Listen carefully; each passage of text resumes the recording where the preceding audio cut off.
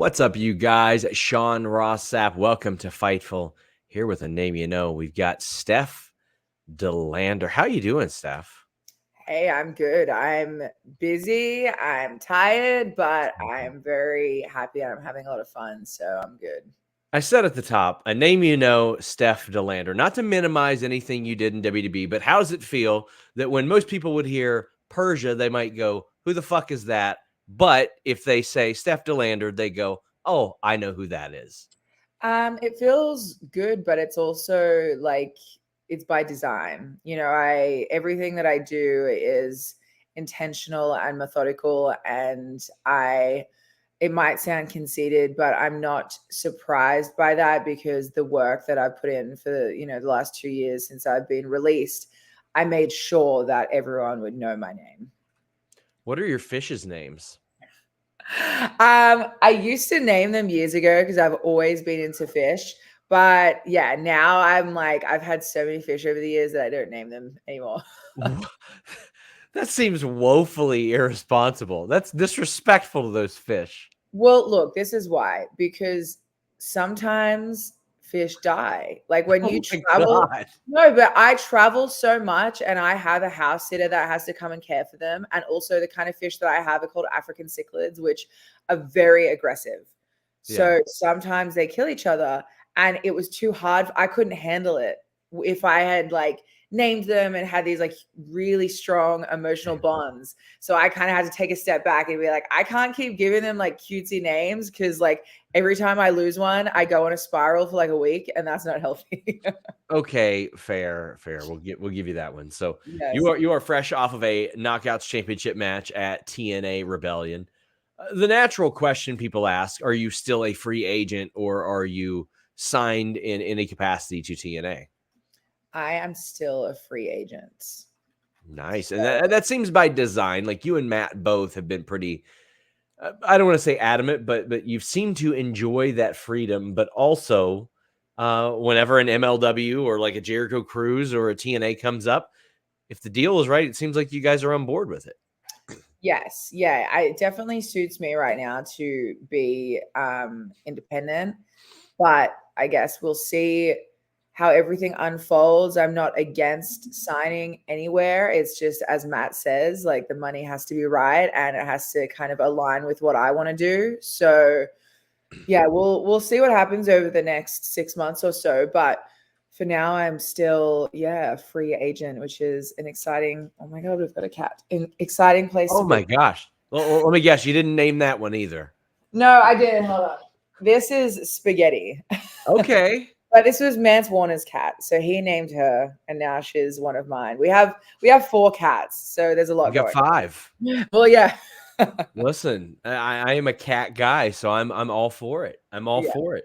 Um, so we mentioned that the TNA match. How did that come about? Who reaches out to you to make something like that happen?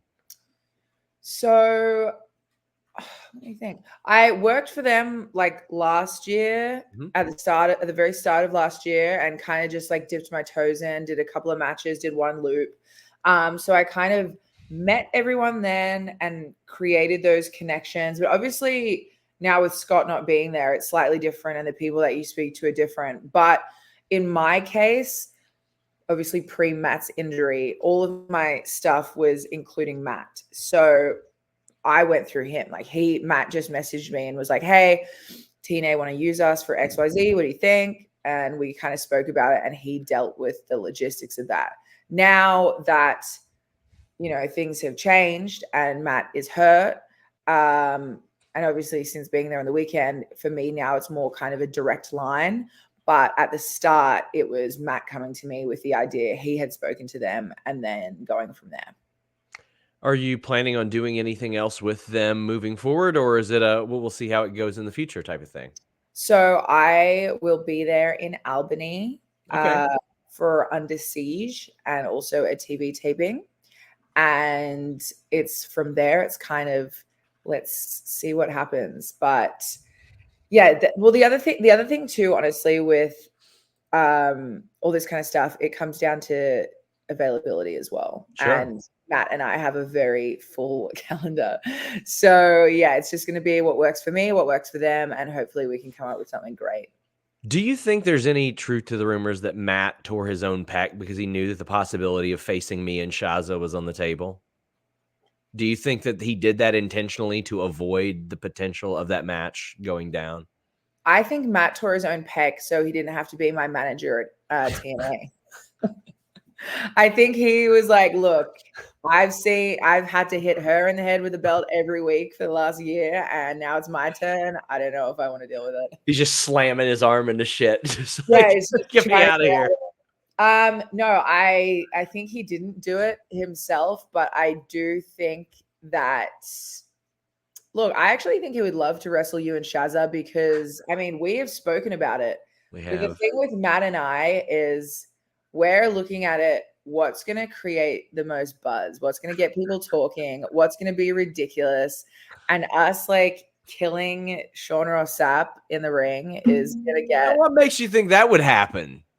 Look, I mean, we all know that you guys wouldn't even be able to hit one offensive maneuver on us. So I hit an offensive maneuver on Shaza and it didn't work. I did an atomic drop. Exactly. If you couldn't do it to Shazza McKenzie, you sure as hell can't take out Matt Cardona. Matt Cardona ain't got no ass. What are you talking about?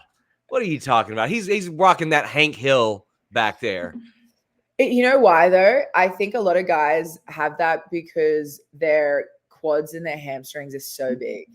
True. It's just, it gets lost. But look, anyways, I think I'm intrigued by that match. I think there's money to be made. And I think that will kickstart our ultimate babyface run if we put an end to the legendary Sean Ross Sapp. Are you implying that I'm not liked in some capacity? Yeah. Oh my God. Oh my Well, everyone jokes about the dirt sheets and all of that kind. I mean, come on. You know what you know the position you're in. Nah, everybody loves me. I am a truly humble human being. Dude, you're in wrestling. You have to become comfortable with the idea that some people don't like you. That means you're doing your job well. Everybody loves me. But I mean, we did get the unfortunate news of Matt tearing his pec. What was your reaction to hearing that? Because obviously you are a big part of his presentation and vice versa sometimes. Yeah, so I was in Australia and he texted me. He's so dramatic. He texted me and he goes, I got hurt. The run is over. And I replied, I go, are you fucking joking? And then he went and sold merch for an hour. So I didn't hear from him for another hour. So I'm in Australia going, is Matt hurt or not? So I texted Chelsea. I go, Chelsea, is he joking or is he actually hurt? And she goes, no. He's actually hurt. Oh. But I don't know how bad because he went and sold merch for an hour and I haven't heard from it. And I'm like, okay, so we're all waiting to hear from him of how bad it is because he had to still go make his merch money, which I respected. I do the same. But once we kind of realized like that he was going to have surgery and all that kind of stuff. My main concerns were, is Matt okay? Like, yeah, of course. Is his mindset okay? Because I've had big injuries before where I've had to have surgery and been taken out for almost a year. So I'm like, I get it. I know what that's like. You feel like your entire career and life is like crumbling before your eyes.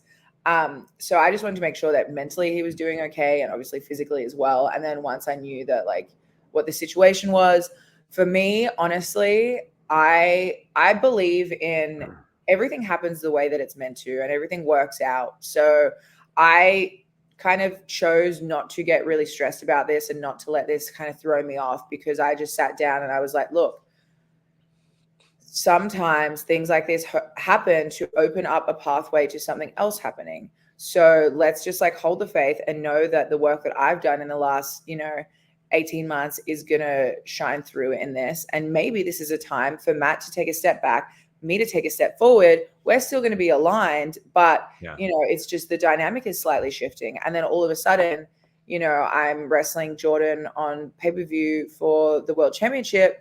That match went great. That match went well. Unfortunately, Matt couldn't be there, which sucked, but we still managed to create a great story. And now we've got stories moving forward. And I'm sure when Matt is ready to go, he's going to become involved again in some capacity. So, yeah, I kind of just decided like it's not healthy for me to sit here and freak out about this thing that none of us can control. It's just like one foot in front of the other. All right, here's the situation we're in. What are we going to do to kind of move forward? How have things been for you on the independent circuit? Like I see this huge like swell of female talent on the indies right now. Like you faced Brittany Brooks a couple weeks ago. That's one that I look at and I'm like, well, she's probably going to end up on TV. Like the J Rods of the world. Like there are a lot of people. There's a lot of talent to work with right now on the independent circuit. Yes. Yeah, it's an interesting landscape because I feel like quite quickly, I mean, but honestly, this happened for me when I got to WWE. I feel like I went from a up and coming wrestler, and then it felt like overnight it was like, okay, now you've learned, you kind of know what you're doing. Now you're the veteran. Because at WWE, it was by the time I was in NXT, it was the indie wrestlers and the athletes, and there was a lot more athletes than there were indie wrestlers. And even the ones who were indie wrestlers like us, we had only been wrestling for a few years, so there weren't many kind of 20-year vets around. There's none.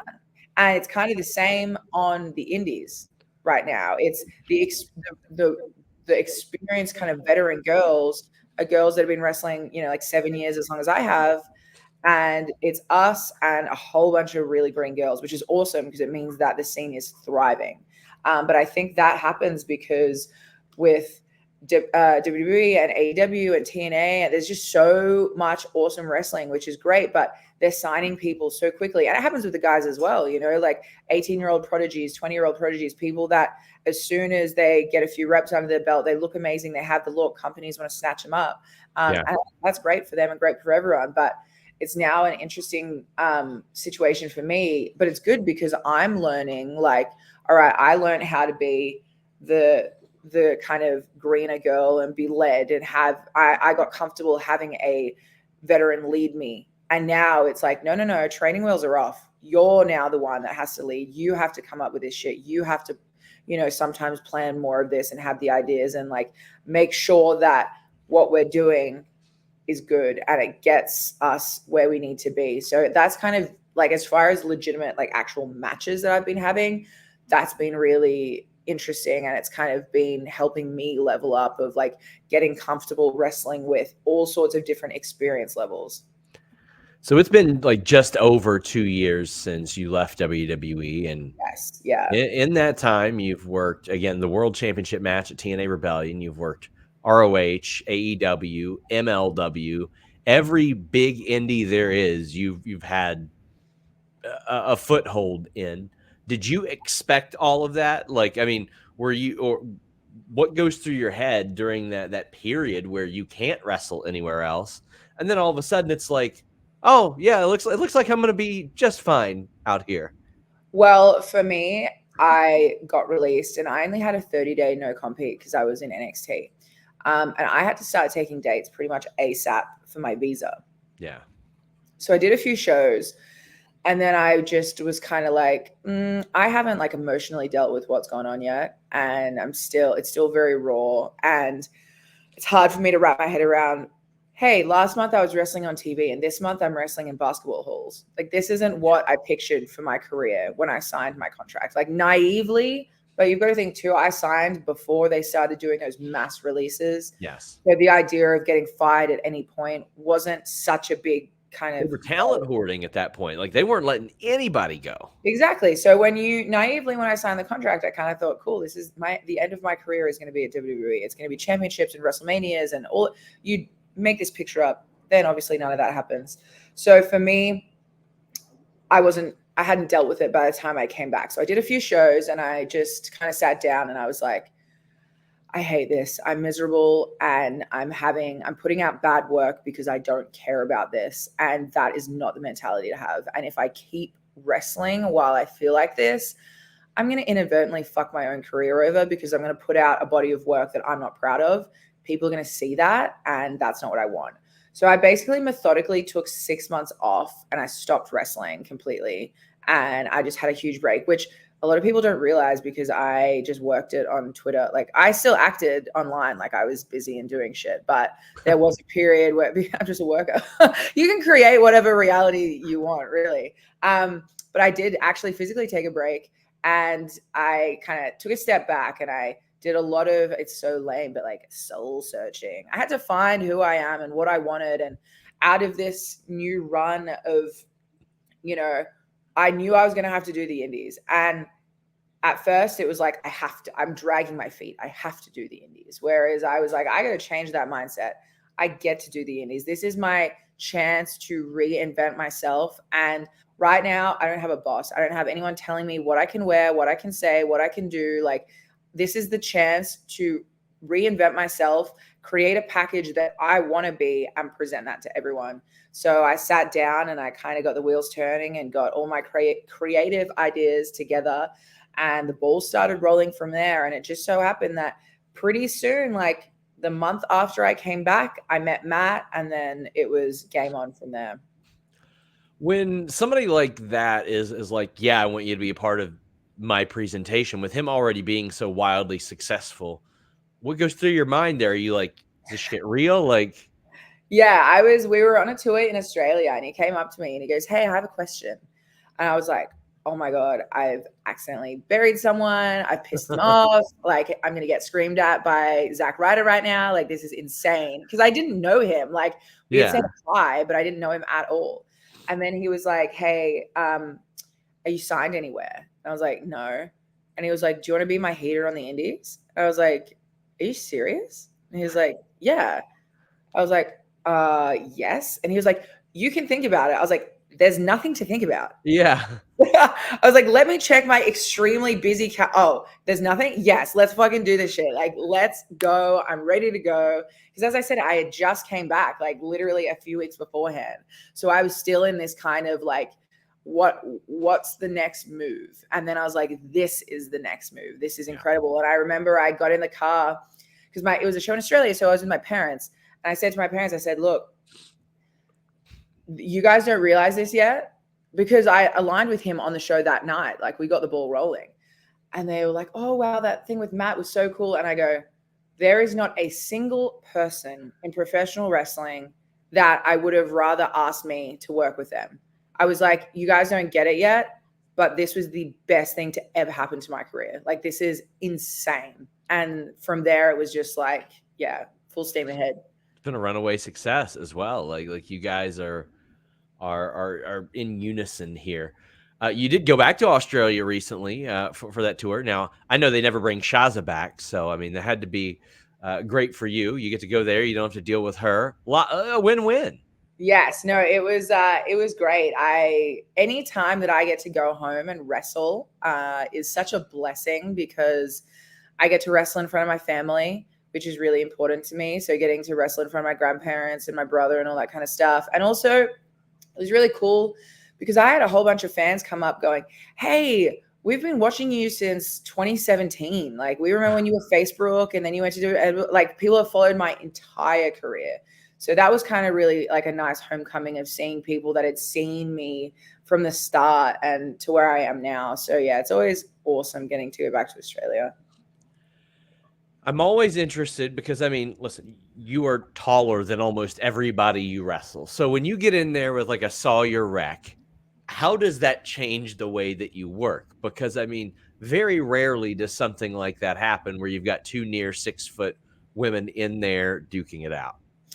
Yeah, it doesn't happen often. And then at that point, when I'm in there with someone who's the same height as me, then or the same size, then I've just got to go, okay, if it really depends on what their style is, what their gimmick is, and also how big they are. So for instance, if it's someone like Sawyer, who is maybe like an inch or two taller than me, but similar kind of body build, like she's not like, huge or anything like that, not a huge size difference, then it's like, okay, now it's who can kind of out strength each other. Or especially at this point with my character, all right, if I'm not going to be able to just like straight up pick her up, I got to do something shitty to throw her off.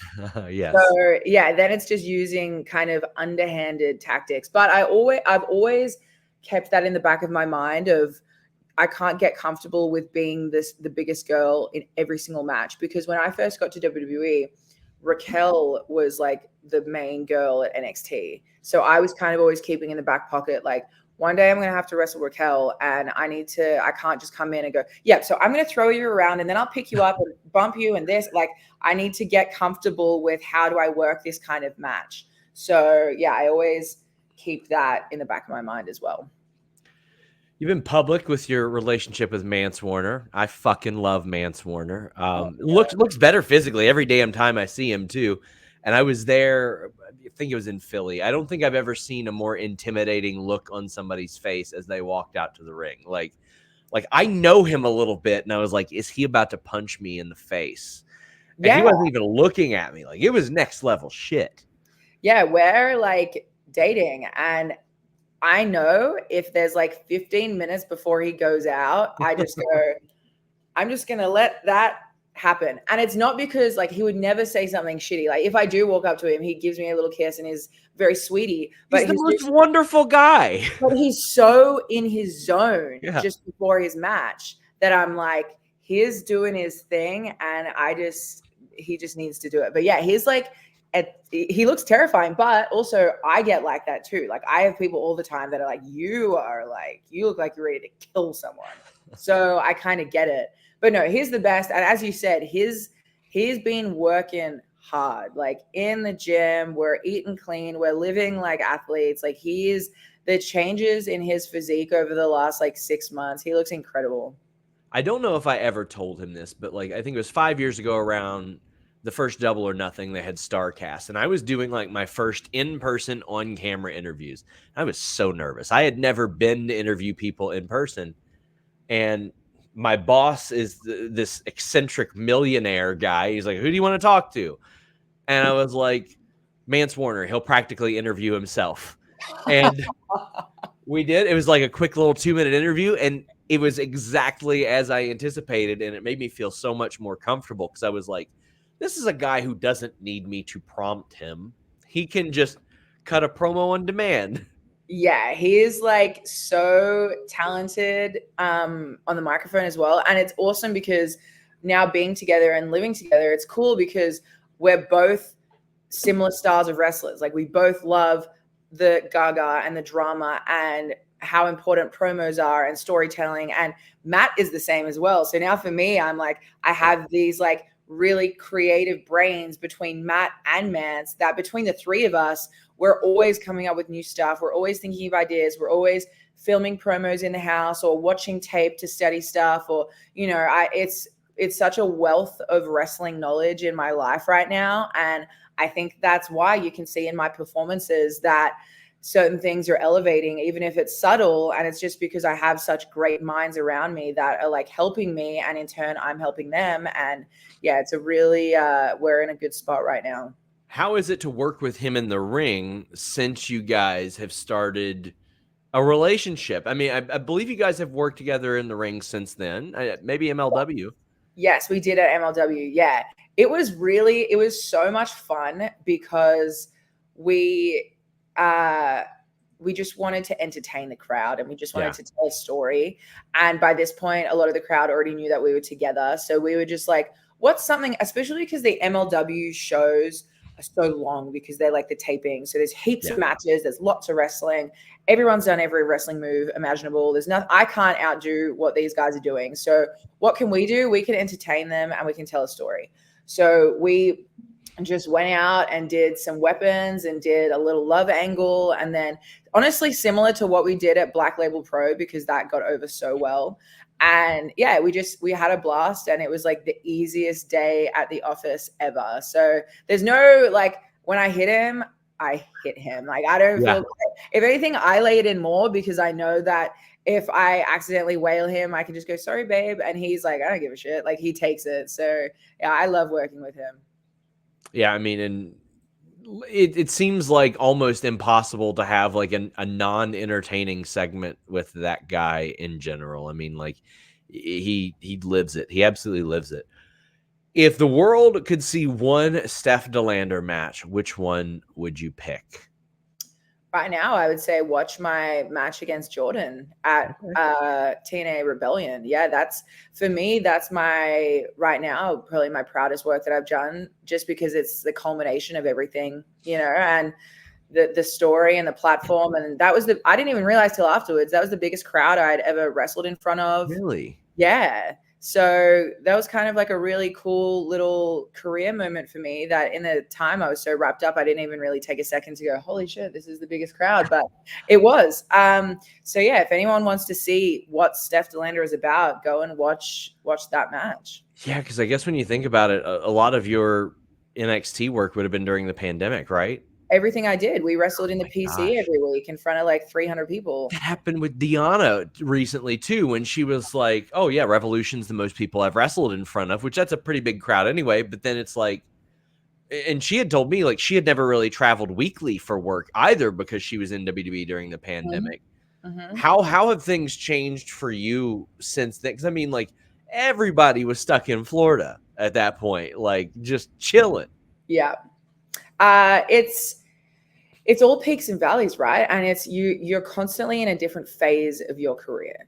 Sometimes I sit here and I go, fuck, I have a few friends at WWE that are making like a lot of money to sit at home and not Yeah. do much. And I have those thoughts when I'm like on day 4 of a loop and my whole body hurts and I'm sitting on like some Spirit flight because a promoter fucked me over and they lost my bag. And, you start to go, maybe I do just kind of like sell out and just take the like big chunk of change to not do much.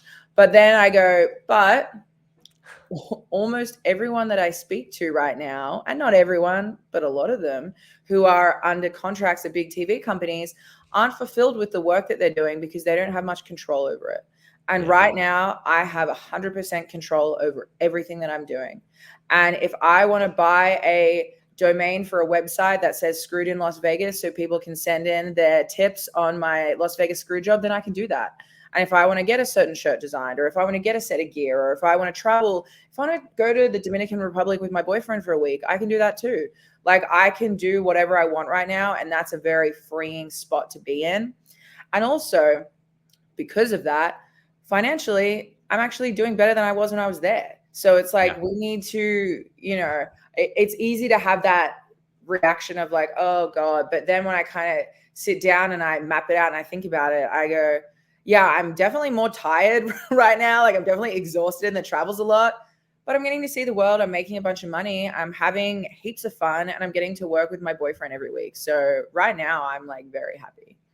Before we wrap up, I did an interview, I want to say maybe a year or two ago with Piper Niven, and she specifically said you were a big reason why she was able to transition to the States so well. Like having you around made her so much more comfortable, and like more than anything, having a welcoming person like that here was important. Who was important to you? I mean, that is a big, culture change moving over to the United States, especially Florida, where stuff is crazy as hell. Yeah, for me, having Indy Hartwell here was like a big thing because we had been besties for years in Australia. And then once I moved here, she kind of took me under her wing. And even the littlest things, like this is where I go get my nails done. This is the store that has the best groceries. This is where I get my hair done. This is where I get my car fixed. Like this is my bank, like all of that kind of stuff. So having Indy, but also having Piper, like having Piper was, we would go to train because we were in the same training class for a bit. We would go to training and then we would get horribly gassed and then we would fucking look at each other and go, do we suck? And then we would go out to lunch and break down our day and hang out and then do the same thing over and over the next day. And yeah, so having Piper and Kaylee Ray, and honestly, there's a big connection between the non-Americans because I think you just have this bond of like, we're foreigners, we don't have our families here. This place is whack. Like, what are we doing? So yeah, there's a big bond between the non-Americans. So yeah, I had a lot of support, which was awesome. What was the thing you liked and disliked most about moving here? When I asked Rhea that, she said the thing she disliked was the food because she didn't change her diet and she still would like gain weight as a result of eating the same stuff because of all the bad shit that's in our food here. Yeah. What I liked was probably the convenience of everything, like the fact that you can Amazon something and 3 hours later it's on your doorstep, and shops are open all the time, whereas in Australia shops close really early. What I dislike, and also what I like is I've managed to see all of my favorite artists and comedians and sports teams and everything since living here, because there's just so much more entertainment. Who So are all your of sports teams? the Nashville Predators. Okay. You know what? Yes. We don't have like a local team near us, so that's one I've tried to be like, maybe I can force myself to like them, but Oh, I've never been able to. no, I love the Preds.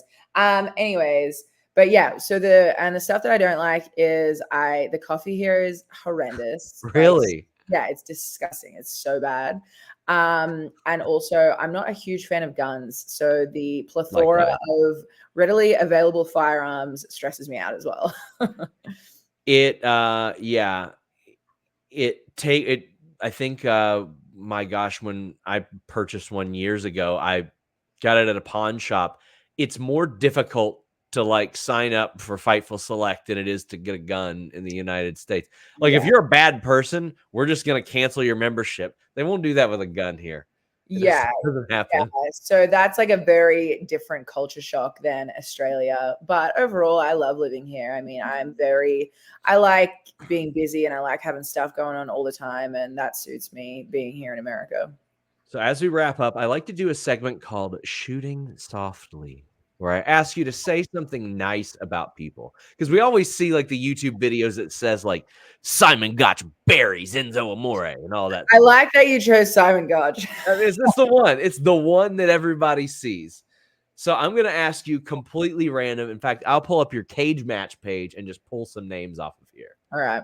Maki Ito. Oh, Maki Ito is the best, dude. Yes. If anyone has figured out how to package themselves and create a brand and make money off it and be like the most entertaining person on the show and have the longest merch line, it's Maki. I could go on. She's the best. I'm pretty sure she doesn't know my name, but she pointed at me and she goes, Shaza. And I was like, there you go. I was like, Yeah, I'll take that. Wendy Chu, the former Karen Q. Wendy Chu is awesome because Wendy Chu would be one of those people that like, there's not many real people in WWE sometimes, but she was very, very real and would kind of call out bullshit and be like, this is stupid and why are we doing this? And I respected that a lot. So yeah, I like Wendy Chu a lot. I think that assuming, she comes back healthy and all that, she has a chance to be like WWE main roster's Santino, which is a very good role and also I think she's better in the ring than him too. So I think that she could really do a lot of great things there. As I look, let's see. Danny Moe, that's a person you've been in the ring with a few times. Yeah, Danny Moe is awesome. She she's very, again, like very honest and straight up. And you don't come by that very much. But we had one match and it wasn't great. And, but instantly we came backstage and she goes, I'm so sorry. That I swear that's not usually what happens. And I was like, wow, like that's, it wasn't all just on her, but the fact that she kind of had the honesty to say that, I was like, that's awesome. Then we worked again and it was so much better and we had a great match. And she was like, wow, thank you so much. And I don't know, I've just had every time I see her, I have a very pleasant experience with Danny. I really like her. Person you worked with a lot, Effie. Effie, similar to what I said about Maki, like has figured it out, has such a loyal fan base. And to me, that's more important than anything else. So yeah, Effie has kind of transcended just being an indie wrestler and has become a household name within wrestling. And kind of similar to what I said about Wendy, he's willing to die on the sword of standing up for what he thinks. And I always appreciate people like that in wrestling. And the person you worked at TNA Rebellion, Jordan Grace, who you also worked last year in Impact Wrestling. I think the dedication that you have to transform your physique in the way that she has is like second to none. And just from working with her and seeing how much energy, oh shit. One second. My phone was ringing. Can you still see me? Where am I? I can. You're frozen, but I mean, I can still. There you go. Now you're good. Yeah, the dedication that Jordan has for wrestling and for her craft is like second to none. And I think that is why she's going to be really successful. Well, she already is really successful, but I think the sky is the limit for Jordan.